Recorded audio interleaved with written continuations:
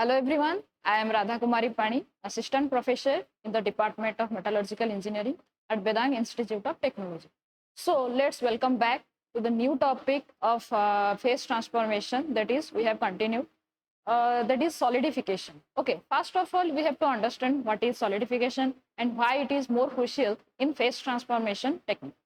So in simply, I can say solidification is the process or is the transformation of phase transformation from liquid state to solid state. Okay, the process it is involved that is called solidification. From the name, it is clear. Solidification means transformation of solid from liquid state.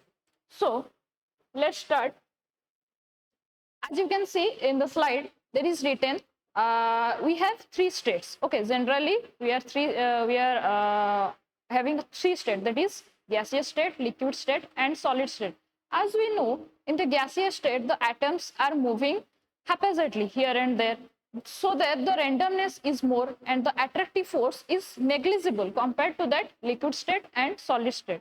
So the attractive force between the atoms is less here, but comparison to liquid states, the attractive force will be quite more than that of gaseous state, and the randomness will be quite less. Okay, so compared to the again solid state, in the solid state what happens, the atoms are closely attached to each other. So therefore we are getting the close packing structure in the solid state, as we have discussed in the last classes. Okay, here what happens, the randomness is negligible, because in the solid states the atoms are quietly compact to each other, so that the attractive force will be more.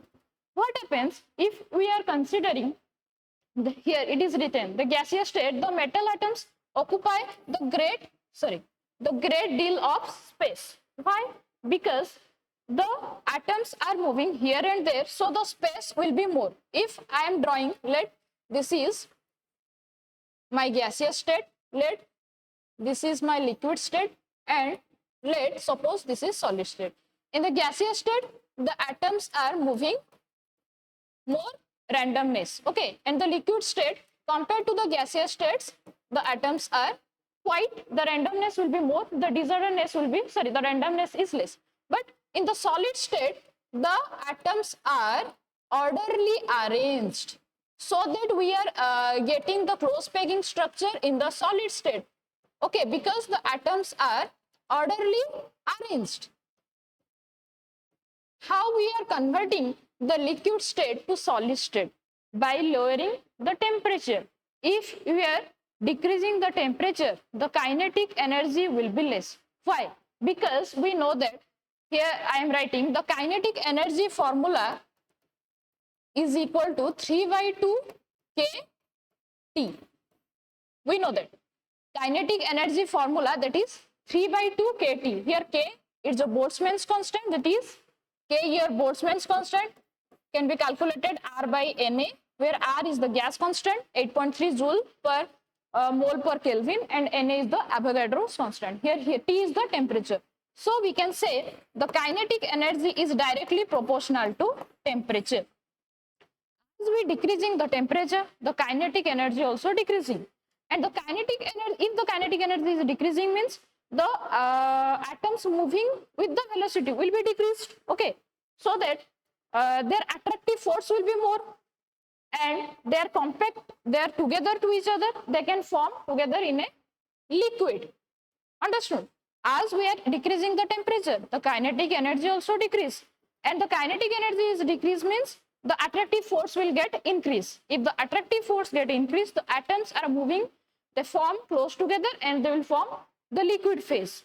So now again, if you are constantly decreasing the temperature, the motion are less vigorous and the attractive force more, so that the atoms here, they are close together until the liquid solidifies. If you are decreasing the temperature continuously, the gaseous state to liquid state, then the liquid state to solid state, that is known as solidification. Okay, see here written is the atoms in the solids are not stationary but are vibrating around a fixed point, giving rise to the orderly arrangement of crystal structure, as I have shown here. Okay, as we are decreasing the temperature, the atom, the state are solidifies. Okay, so that the atoms are vibrating around a fixed point, giving rise to the orderly arrangement crystal structure. So here, what is the mechanism of crystallization? Mechanism of crystallization generally passes through the 2 point. One is nuclei formation and then is crystal growth.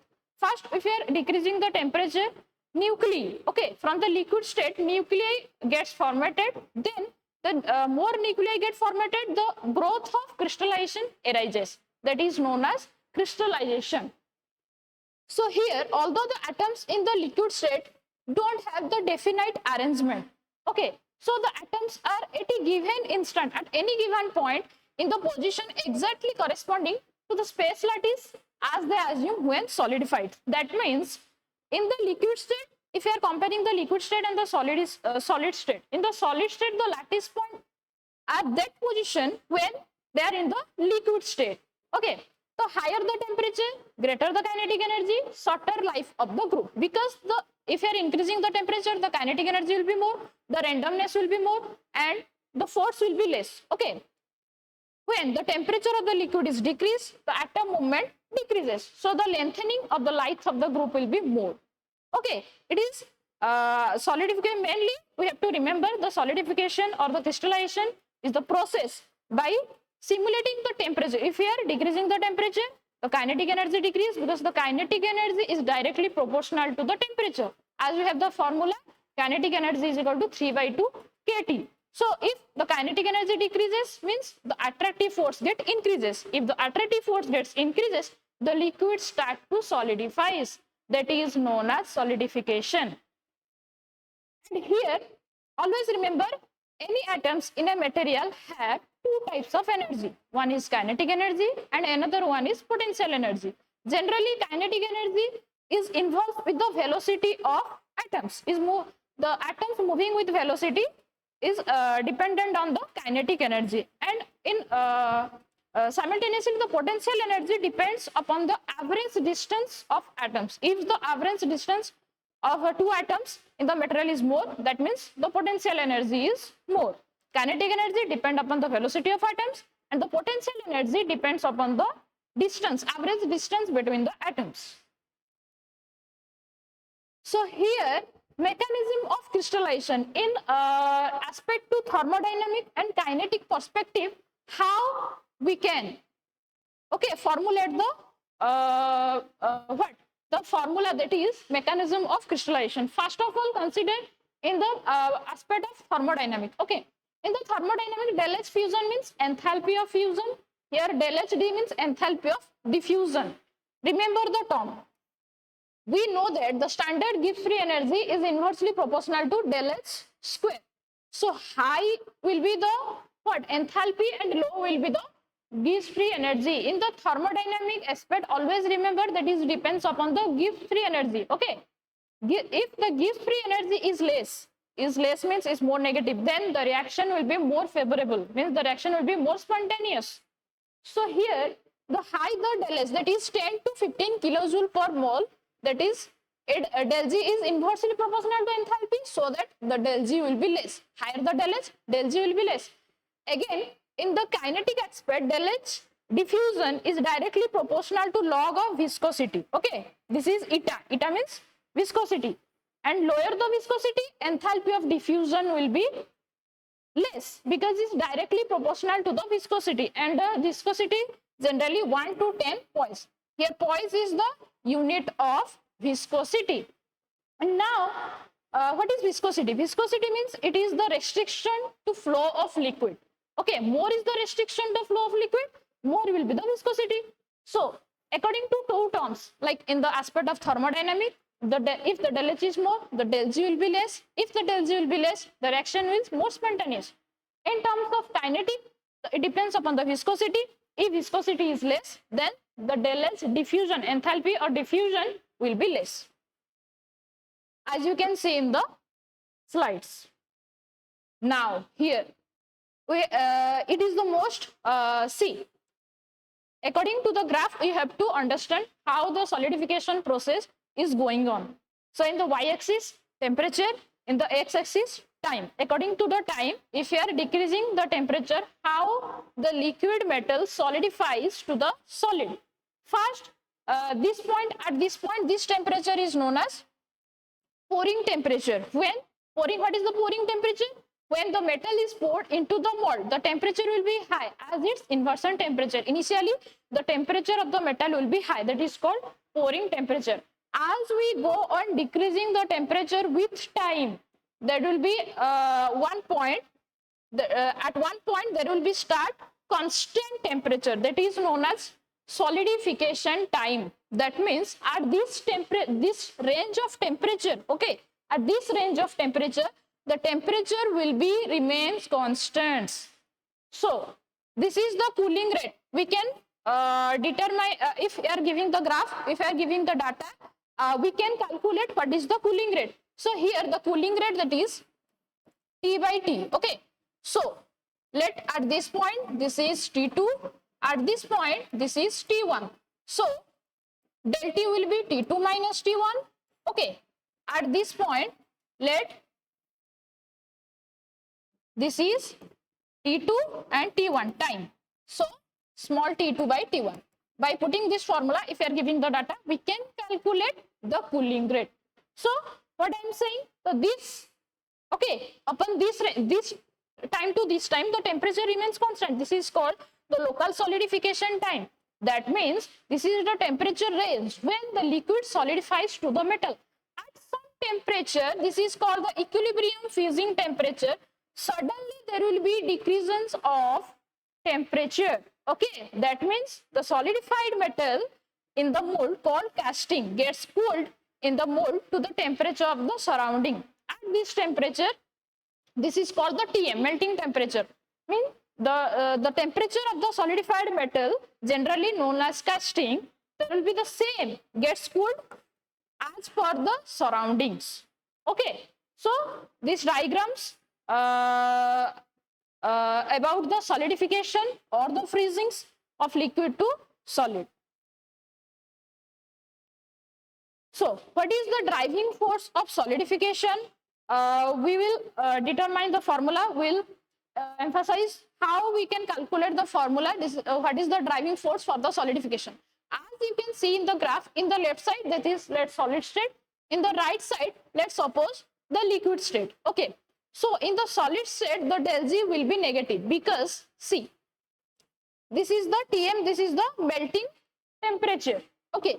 As we can see, this is the blue, two lines are there. One is blue color, one is red color. If you are differentiating the del G, okay, at this point what will be del G? At this point what will be del G? We are getting the del G will be negative. But compared to the liquid state, at this point, if you are differentiating the del G will be positive. So here it is written, in dealing with phase transformation, we are considering the two difference between the phases at temperature away from equilibrium temperature. This is the melting temperature and also equilibrium temperature. And remember, at equilibrium temperature, the del G will be 0. Okay, at equilibrium temperature, the del G will be 0. In the solid state, del G is negative. In the liquid state, del G is negative. In the solid state, del G is positive. But at equilibrium temperature, del G will be 0. There will be no change in free energy. So here, two types of free energy there. One for is liquid phase and another one is for solid state. We also know that we are very well known about this equation before the Clausius-Clapeyron equation, as we have discussed in the earlier classes. So what is the expression for Z? Give free energy is equal to enthalpy H minus Ts, where S is the entropy, T is the temperature. Okay.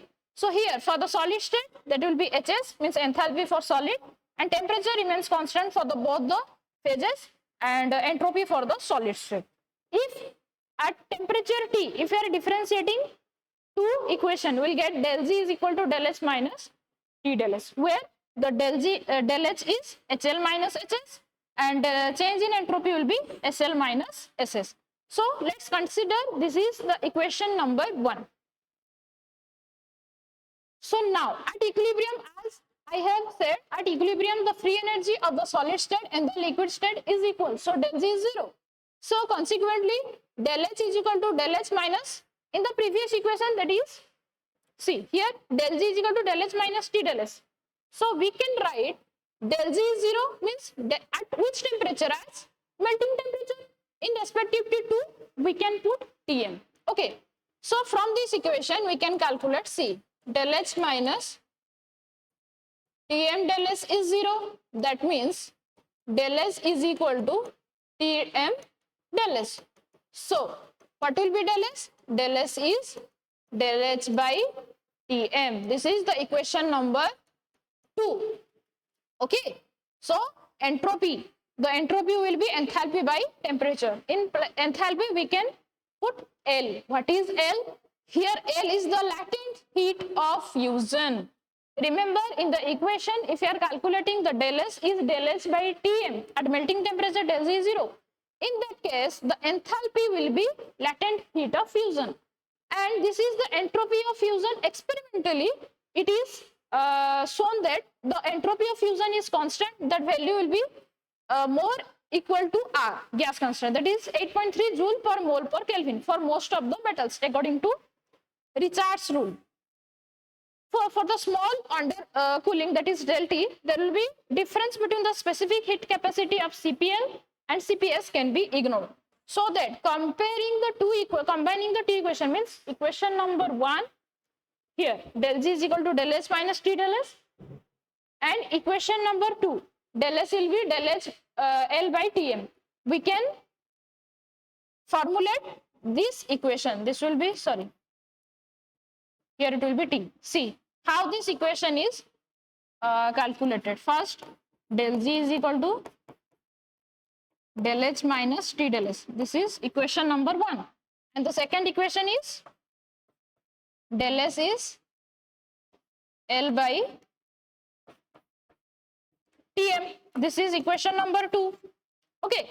So in the place of del S we can write this. So our final equation will be del G, and also in the place of del H we can write L. L minus T L by Tm. Okay, we are getting this equation, and if you are comparing Tm L minus TL, this will be del T. So this is known as Turnbull's approximation. This is the relation between Gibbs free energy with the latent heat of fusion, with the temperature difference, and also with the melting temperature. This expression is known as the Turnbull's approximation. You are getting two most important equation here. Please remember this one, the entropy of fusion is equal to L by Tm, and another, that is Gibbs free energy, that is equal to L del T by Tm, where L is the latent heat of fusion, del T is the changes in temperature, and Tm is the equilibrium temperature, or we can say melting temperature. So now basing upon these two equations, now let's solve 2 to 3 questions, so we can get more clear about this formula. Let's start. Okay, so here see what, let's say the enthalpy of fusion for ice is 6.02 kilojoule per mole. So what is given? Data given. Let's solve.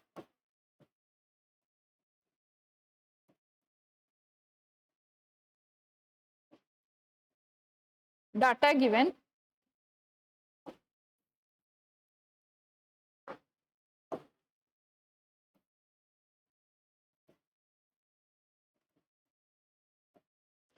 Enthalpy of fusion, that is del H, we can write S or F.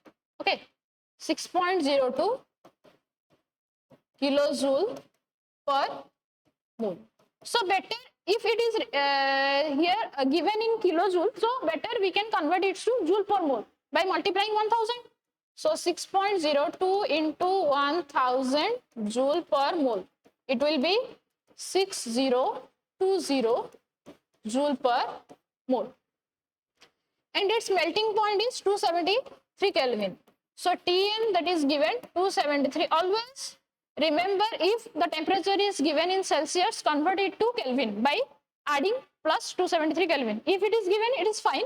If it is given in the Celsius, better convert it to 273 Kelvin. Okay. So what is asking? Calculate the entropy of fusion. Here it is asking about what will be del S. So in the last slide we have calculated what is the value of del S at C. The enthalpy of fusion means it is crystallization. At the crystallization we know that del Z is equal to 0 minus del H minus T del S is 0. So what is the expression for del S? That will be del H by T. Okay, by using this equation we can calculate the del S. So this is now substituting the value. Okay, so del S will be del H, how much del S? 6020 joule per mole by temperature. Temperature will be 273 Kelvin. So by dividing this equation, if we are getting the value, see here, so it will be 6020 divided by 273. So we are getting 22.051. 22.051 and the unit will be joule per mole per Kelvin.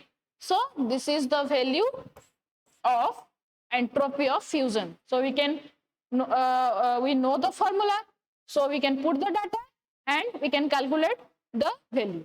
Okay. So next question. Next question says that the reaction has a change in Gibbs free energy, that is minus 25.5 kilojoule per mole. So what is given? Data given here, del G. So del G is minus 25.5 kilojoule per mole at a temperature of 300 Kelvin. Okay, temperature it is given 300 Kelvin. If the enthalpy of evaporation, or L, is 40.73 kilojoule per mole and the melting point here it is given 273.15 Kelvin. So what is the change in temperature? It is asking about del T. Okay, so here at a temperature it is, so this is the given del G and the latent heat of fusion Tm. It is asking about del T. So we know the formula, that is del G is equal to L del T by Tm. So from this equation we can do the expression what will be for del T. So what will be for del T? Del T is del G into Tm by L. Okay, this is the our expression. From this expression we can calculate, we can what is the value of del T? That will be del G into Tm by L. So now put the value, del G is minus 25.5 into 1000, convert it to joule per mole. Joule per mole, okay, into Tm. Tm it is given 273.15 Kelvin by L. L it is given 40.73 into 1000 joule per mole. Okay, so now we can calculate 1000 joule per mole, 1000 joule per mole. So the value will be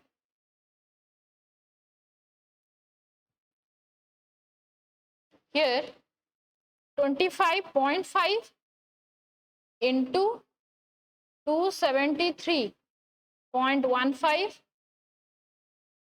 that is equal to divided by 40.73. How much? 1 minus, okay, 171.012 Kelvin. This is the del T. Okay, by substituting all the values in the expression, we can calculate what is the value of change in temperature from this Turnbull expression. Okay, now last third questions. So the substance has a latent heat of vaporization, that is L, is given of 40.7 kilojoule per mole. So again, L is given how much? 40.7 kilojoule per mole. At its normal boiling point, that is 99.3 degrees Celsius. Now, I have earlier said if the temperature is given in Celsius, better convert it to temperature. Sorry, better convert it to Kelvin. Otherwise, it will mistake the whole solving. So 99.3 plus 273, how much? It will be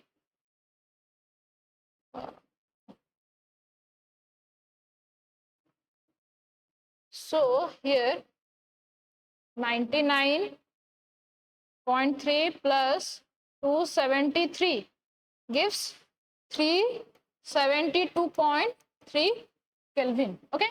Now, at what temperature will the change in Gibbs free energy?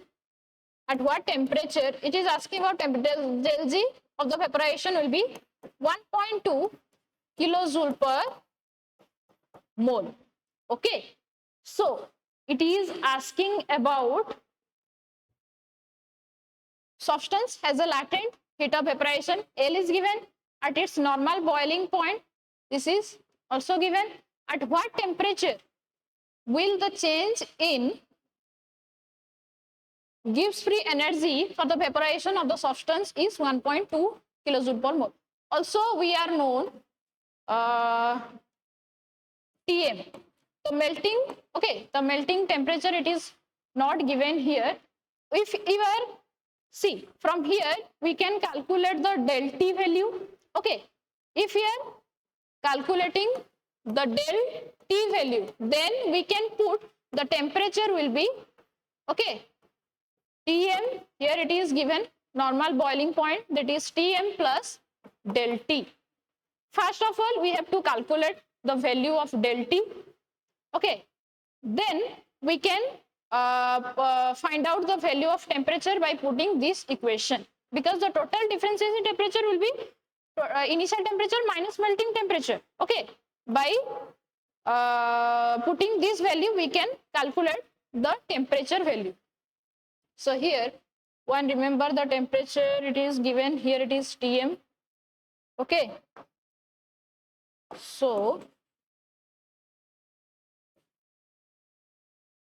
boiling temperature T is given. So now we can put the formula, that is del G is L del T by Tm. So del T will be how much? Del G Tm by L. So now substitute the values. Del T is, del G is given, that is 1.2 into 1000 joule per mole into Tm 372.3 Kelvin by L. L will be 40.7 kilojoule, means 1000 joule per mole. So 1000 joule per mole, 1000 joule per mole cancel out. Now by solving this value will get 1.2 into 372.3 divided by 40.7. How much? 10.976 Kelvin. So it is asking about at what temperature will the change, means the temperature T will be Tm plus del T. So del T is this much. The Tm is what? 372.3 Kelvin plus 10.976 Kelvin. So if you are adding with 372.3, it will give 383.27 Kelvin. So this is the final answer. Okay, so this type of question, more the question, different question you are, if you are practicing, it will be more clear about the formula. Okay, so by putting this one formula, we are calculating the different parameters. Okay, so this is up to this class about the introduction to solidification. In the next class, we'll more discuss about the solidification, more equation. Okay, so thank you so much. Have a nice day.